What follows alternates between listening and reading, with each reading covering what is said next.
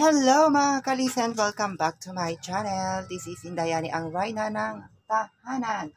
Ayan na po mga kalisen, tapos na ulit yung ulan. Ayan, tila naglaho na at naway magtuloy-tuloy na ito para sa ganun ay maginhawaan naman tayo. Lalong-lalo na sa mga nasalanta ng bagyong Karina, lalong-lalo na rin yung mga lubog baha. Ayan, maraming salamat Panginoon dahil di mo kami pinabayaan at sa ating mga mahal na pamilya at Felicitas.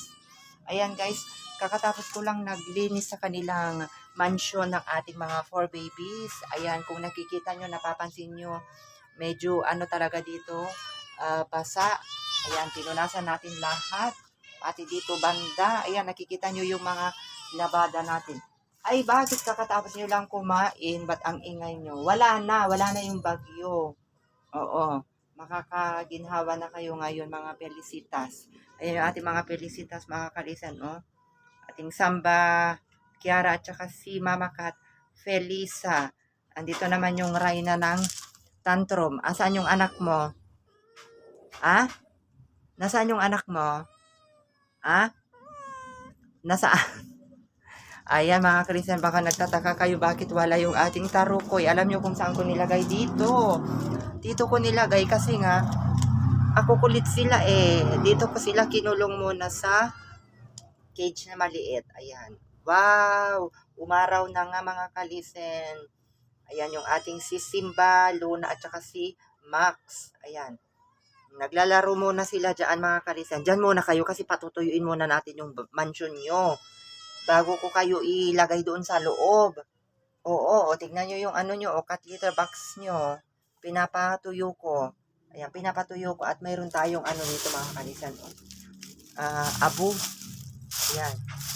Lalagyan natin yung abo para hindi siya mangamoy masyado yung kanilang mga pupo. Ayan, mga dumi nila. Ayan, andito rin yung ano mga kalisan. Dito ko rin nilagay yung ating buhangin. Ayan, may buhangin sila dito. Dito rin yung mga Felicitas yung kanilang cat litter box. Ayan, wala po kasi tayong pambili ng ano ba yun? Cat litter sand. Yung buhangin ng mga pusa para sa kanilang mga dumi at tae. Ayan, Felisa, nakinhawaan na si Felisa mga kalisen. Samba. Samba. Ayan, naginhawaan na rin si Samba, oh. Ayan mga kalisan yung ating mga magmama, si Samba at saka si Mama Kat Felisa at saka si Kiara. Ayan, Kiara, bakit mamaya na ulit magmerienda? Kakamerienda nyo lang. Kakamerienda nyo lang eh. Diba? Kakamerienda nyo lang. O, uminom na kayo ng tubig. Ayan mga kalisen, pinapainom ko sila maraming tubig kasi talagang mahilig sila sa infinity cat food. Yun talaga yung gusto nila. Hindi mo sila mapapakain kapag bigyan mo sila ng ano ng kanin. Ayan. Mayroon lang tayong ano diyan. Lilinawin. Ayan. Si Mama Cat Orange po. Tapos na yung kanyang kapon. At wag na po kayo mag-alala kasi sumigla na po siya. Kitang-kita nyo naman yung ano diferensya nung hindi pa siya nakapon. Ayan, hindi siya ganyan ka ganda. Oh, di ba?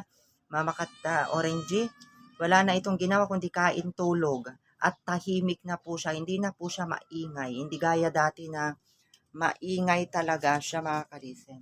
So ayan lang mga kalisen yung kanilang update. Naway magtuloy-tuloy na yung magandang panahon para naman matuyo na yung ating mga nilabhan doon. Oh, ang dami kong sampay. Ayan lamang mga kalisan, bye-bye at mag-ingat po tayo palagi.